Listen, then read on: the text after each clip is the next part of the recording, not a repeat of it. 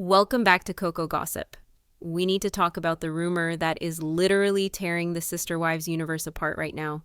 We have watched Janelle Brown suffer in silence for years. We watched her scream at Cody. We watched her walk away. But now it seems she isn't walking alone. There are whispers, loud ones, that Janelle has found a new man.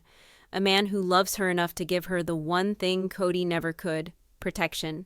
But this protection comes with a price. The rumor? This mystery man has issued an ultimatum. It is me or the show. Cut the cord with Cody or we can't move forward. Cody is reportedly furious. The producers are panicking. And Janelle? She is standing at the most expensive crossroads of her life. Is this the end of Sister Wives? Let's dive deep. Before we get into the explosive details of this ultimatum and Cody's meltdown, take a second right now to hit that like button. It helps us get this tea out to more Sister Wives fans. And if you aren't subscribed yet, what are you doing? Hit subscribe and turn on the bell so you never miss a breaking update from the Brown family chaos. Welcome to the family. Let's get right into the ghost in the machine. For months, social media platforms from Reddit to TikTok have been buzzing with a specific kind of speculation. We aren't just talking about fans hoping Janelle finds love. We are talking about specific, detailed whispers about a relationship that is happening strictly behind closed doors.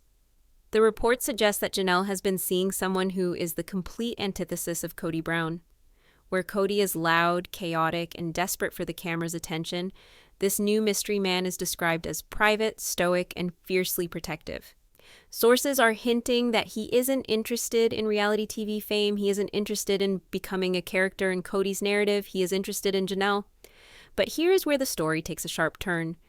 Usually, when a reality star finds a new partner, the network rejoices. It's a new storyline, a new casting opportunity, a new dynamic to exploit. Look at David Woolley and Christine. The show embraced him because he played the game.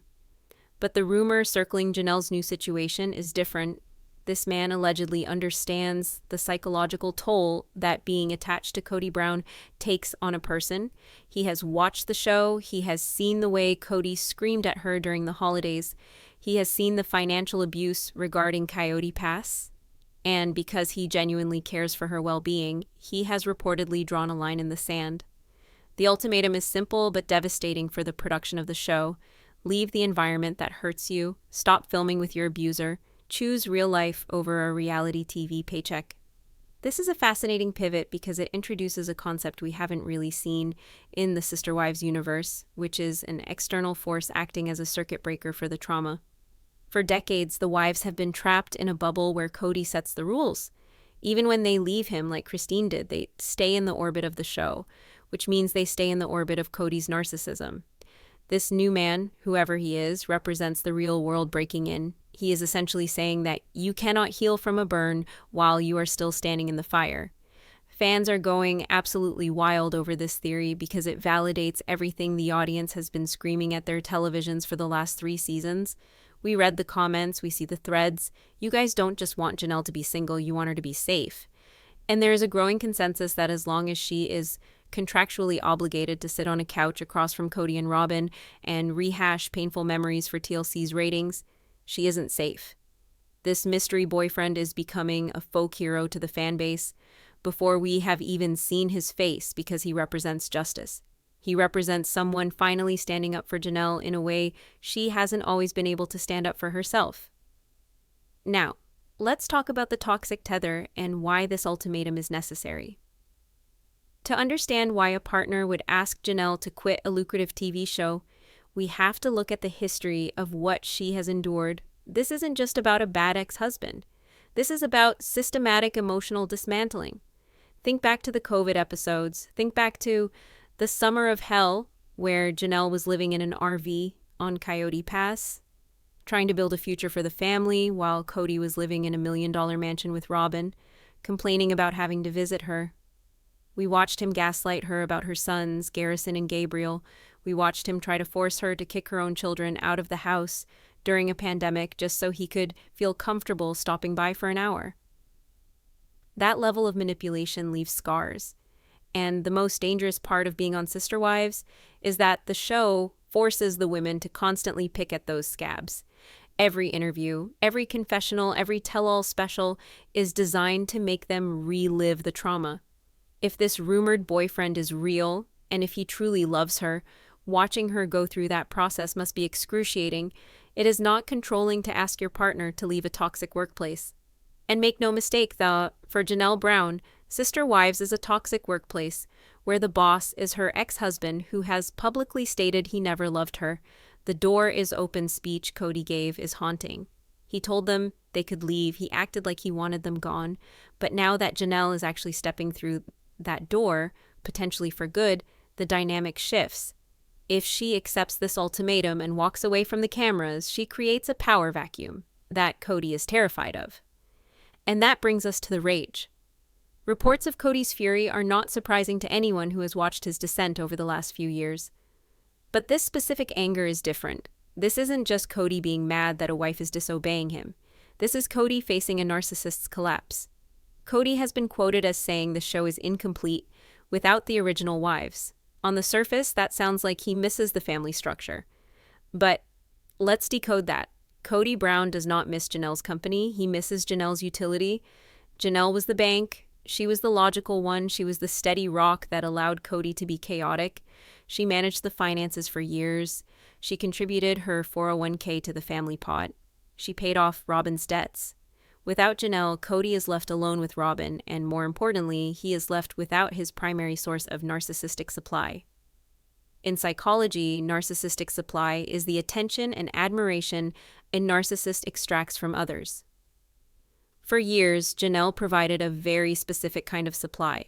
She was the intellectual challenge, the business partner. When she withdraws that, and worse, when she gives that energy to another man, it triggers a deep, primal injury in Kody. He cannot fathom that Janelle, the woman he called Teflon because she didn't have emotions, is capable of a deep romantic connection with someone else. We saw glimpses of this jealousy with Christine and David. Kody tried to rewrite history, claiming David was a rebound, trying to minimize their happiness. But with Janelle, it hits harder because Janelle was his equal in many ways. If she leaves the show for a man, it proves that the show and Kody were the problem all along. It destroys his narrative that he is the victim of bitter wives. If Janelle walks away quietly into a happy private life, Kody loses his villain, and a hero without a villain is just a sad, angry man in a house filled with precious moments, figurines. But there is a massive complication here. It is the golden handcuffs. We have to talk about money. This is the part of the story that makes the ultimatum so difficult for Janelle.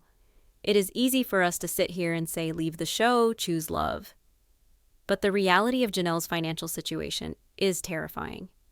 Janelle has admitted on camera that she has nothing in her name. She has no house. Her name is on the Coyote Pass land, but that land is tied up in loans and shared ownership with Kody and Robyn. She doesn't have the liquid assets that Christine had. She doesn't have the MLM empire that Mary built. Janelle's primary source of income, the thing that is funding her life and her ability to help her children, is the TLC paycheck. This mystery man might offer emotional protection, but unless he is independently wealthy and willing to bankroll her entire family, asking her to leave the show is asking her to walk off a financial cliff. This is the conflict that is likely keeping Janelle awake at night. On one hand, she has side A, stay on the show, keep the steady paycheck, secure her retirement, but the cost is enduring Kody's toxicity, filming uncomfortable scenes, and potentially losing a relationship with a man who values privacy.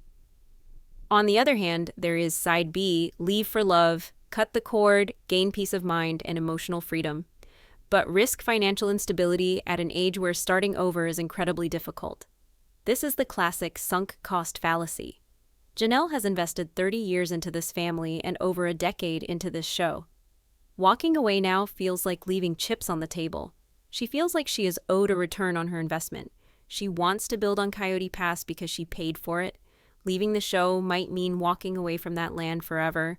It might mean letting Kody and Robyn win the financial war.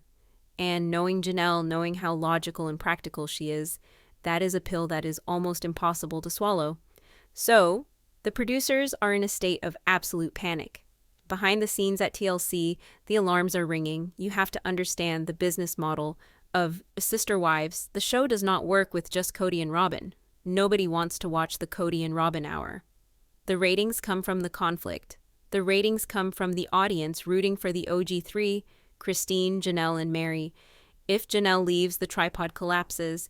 Christine has her wedding special, and she is somewhat distanced. Mary is living her best life at the B&B. If Janelle, who is often seen as the most relatable and grounded cast member, decides to pull the plug, the show effectively ends. This puts the network in a very difficult position. They need to keep Janelle, but they can't force her to stay if she is being given an ultimatum by a partner she values. Rumors are circulating that TLC is trying to broker a deal. They are allegedly offering significant pay raises. They are discussing the possibility of a spin-off that focuses entirely on life after polygamy, with strict contracts that ensure she never has to film with Kody again. This would be the David Woolley Effect, but on steroids. Instead of bringing the boyfriend into Kody's world, they would build a new world around Janelle. But would the new man accept that? If his issue is with the public scrutiny and the invasion of privacy, even a spin-off might be a deal breaker. This is the tension that is fueling the current gossip cycle. It is a three-way standoff between Kody's ego, Janelle's heart, and TLC's wallet. And right now, nobody knows who is going to blink first. Let's take a moment to analyze the fan verdict, because this is perhaps the most interesting part of the phenomenon. 10 years ago, we watched the show because we were fascinated by the lifestyle. We wanted to understand how polygamy worked, but the parasocial relationship has shifted. We aren't watching for the polygamy anymore. We are watching for emancipation. The audience has become a collective cheerleading squad for the women to escape. If you scroll through the comment sections on any Sister Wives video, you will see a recurring sentiment. If Janelle leaves the show for the sake of her own peace, that would be the real victory. Think about that. The fans are so invested in her well-being that they are willing to sacrifice their favorite show just to see her happy. That is rare in reality TV. Usually, we want drama. We want the table flips. We want the screaming matches. But with Janelle, the audience feels a sense of protection. We feel like we have watched a friend get beaten down for a decade, and we just want to see her win. This rumored ultimatum forces us to ask ourselves why we watch. Do we want a season 19 of misery? Do we want to watch Kody berate Janelle about loyalty one more time? Or are we ready for the happy ending? The end of Sister Wives as we know it might actually be the best thing that could happen to the Sister Wives. So let's look at the hypothetical scenarios of how this could play out. This is where we put on our producer hats and look at the future. Scenario A is the tragedy. Janelle decides money is too important. She rejects the ultimatum. The boyfriend, unwilling to be part of the circus, walks away. Janelle stays on the show, trapped in Kody's orbit, fighting for scraps of Coyote Pass, while Kody and Robyn continue to play the victim. This is the outcome Kody wants. It keeps him in control. It keeps the supply line open. But it is the darkest timeline for Janelle. Scenario B is the revenge fantasy. Janelle chooses the man. She quits the show. She writes a tell-all book that exposes everything the NDA's protected for years. The show gets canceled because the core of the cast is gone. Kody and Robyn, without the TLC money, can't afford the mansion or the land. They face bankruptcy. Janelle lives a quiet, happy life on a farm somewhere, finally safe. This is the outcome the fans want. It feels like karmic justice. But there is a scenario C, the compromise. This is the most likely path if the money talks loud enough. The boyfriend realizes that the show is Janelle's financial lifeline. He agrees to a limited role, or perhaps he agrees to let her film as long as strict boundaries are set. He becomes a background character, a silent strength, much like David started out. The show pivots to Sister Wives' life after, focusing entirely on the women rebuilding their lives, with Kody relegated to a cameo role, grumbling from his mansion. This allows Janelle to keep her income, keep her man, and keep her dignity, but it requires Kody to accept a demotion which his ego may never allow. To truly understand the weight of this ultimatum, we have to go back and conduct a forensic audit of the emotional crime scene. We need to look at the last 3 seasons through the eyes of this rumored new partner. Imagine you are a man who cares about Janelle, and you sit down to binge watch the show to understand her past. What you see isn't just a bad marriage. You see a systematic dismantling of a woman's self-worth. If this new boyfriend is real, his ultimatum is not born out of jealousy. It is born out of horror. He is watching the footage of the summer of hell. He is watching Janelle live in a cramped RV on a dirt lot, struggling to haul water and manage sewage, trying to convince herself that she is living an adventure. And then he watches the counter scenes. He sees Cody driving up in his sports car, wearing his designer gloves, complaining that the RV is inconvenient for him. He sees Cody returning to a nearly $1 million mansion with heated driveways and art-filled walls, leaving Janelle out in the elements. This contrast is the smoking gun. It is the visual definition of the inequality that plagued this marriage. Any partner who loves Janelle would look at that footage and say, never again. They would see Cody's refusal to help set up the trailer, his refusal to stay the night because it was too small, and his constant criticism of her choices. This isn't just reality TV drama, it is neglect. And the new man in Janelle's life is likely using these episodes as evidence in his case against the show.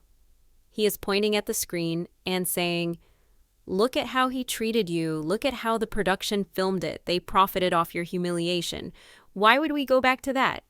We also have to talk about the boys. You cannot discuss Janelle's potential exit without discussing Gabriel and Garrison. They are the heart of her world.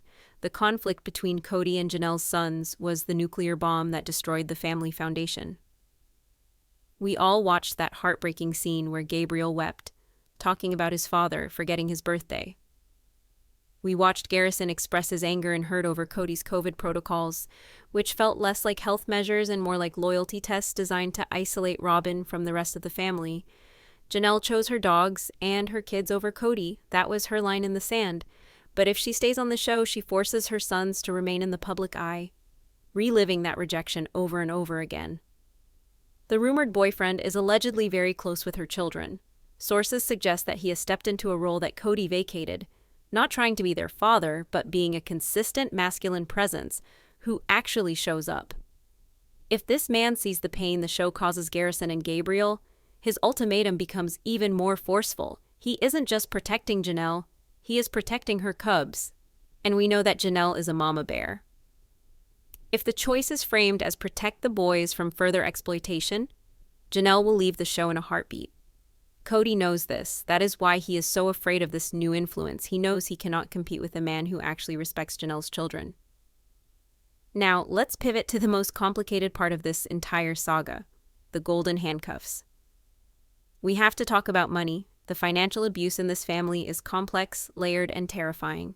Janelle Brown was the CFO of the Kody Brown family for decades. She worked full-time. She managed the ledger. She was the one who said, we can't afford this, while Cody said, buy it anyway. But despite being the financial brain, she ended up in the most precarious position of all the wives. When the family moved to Flagstaff, the financial structure shifted.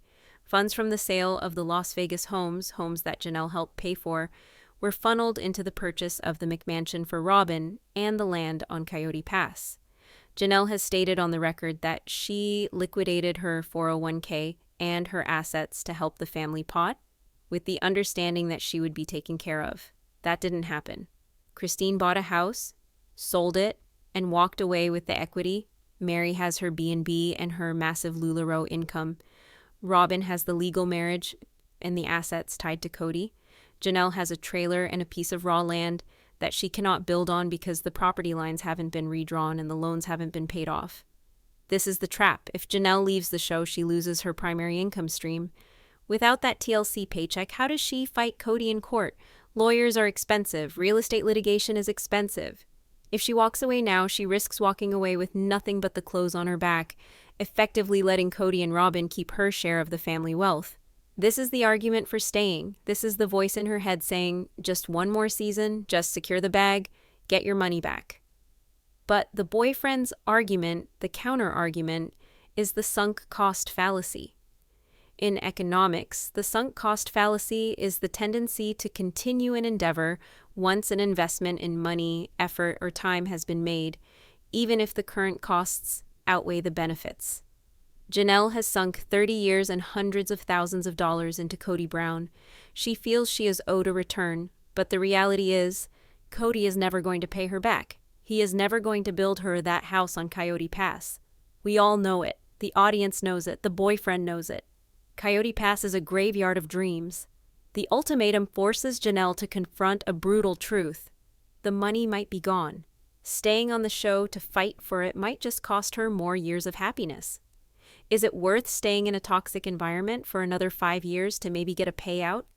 Or is it better to cut the loss, walk away poor but free, and build a new life with a man who supports her? This is a terrifying decision for a woman in her 50s. It is the difference between justice and peace. Usually you cannot have both. Behind the scenes, TLC and the production company Puddle Monkey are scrambling. They are acutely aware of the Janelle problem. They know that the audience has turned on Kody. The ratings for the last season were astronomical, but they were driven by the revenge narrative. We tuned in to watch Christine leave. We tuned in to watch Janelle say F you and walk out the door. But once they are gone, what is the show? If Janelle leaves, the show loses its moral center. Mary is often seen as too indecisive or too detached. Robyn is the villain. Kody is the antagonist. Christine is the spunky defector. But Janelle? Janelle was the audience surrogate. She was the one who seemed normal, rational, and logical. She was us. If she disappears, the audience loses their connection to the reality of the situation. Rumors are swirling about contract negotiations. Some insiders claim TLC is offering to structure the filming so Janelle never has to be in the same room as Kody. They are proposing Zoom calls, separate filming days, and confessionals filmed at her new location. They are desperate to keep her narration, even if they can't keep the interaction. But this brings us back to the boyfriend. Does he want cameras in his house? Does he want a crew setting up lights in his living room? Even if Kody isn't there, the machine of reality TV is invasive. If this man values privacy, even a separate filming schedule might be too much. There is also the whisper of a spin-off. Sister Wives, The Single Life. Or Janelle and Christine, Life After Polygamy. This is the compromise that fans are begging for. We want to see Janelle traveling in her RV, visiting her kids, gardening, and maybe, just maybe, going on a date with this new mystery man. But Kody allegedly has clauses in the contracts that make spin-offs difficult without his involvement. He holds the rights to the Sister Wives brand in a way that is murky and litigious. If Janelle tries to launch a solo project, Kody could sue. And we know Kody loves a legal battle when his ego is threatened. Let's zoom out and look at the cultural shift. Why do we care so much? Why is a rumor about a woman we don't know having a boyfriend breaking the internet? It is because the story of Sister Wives has become a parable for modern womanhood. We watch these women try to make an impossible system work. We watch them suppress their jealousy, their needs, and their voices for the sake of a celestial kingdom. And now we are watching the collapse of that system. The real victory isn't Janelle getting the land. It isn't Janelle getting a big check. The real victory, for the fans, is Janelle realizing she is worth more than being a side character in Kody's life.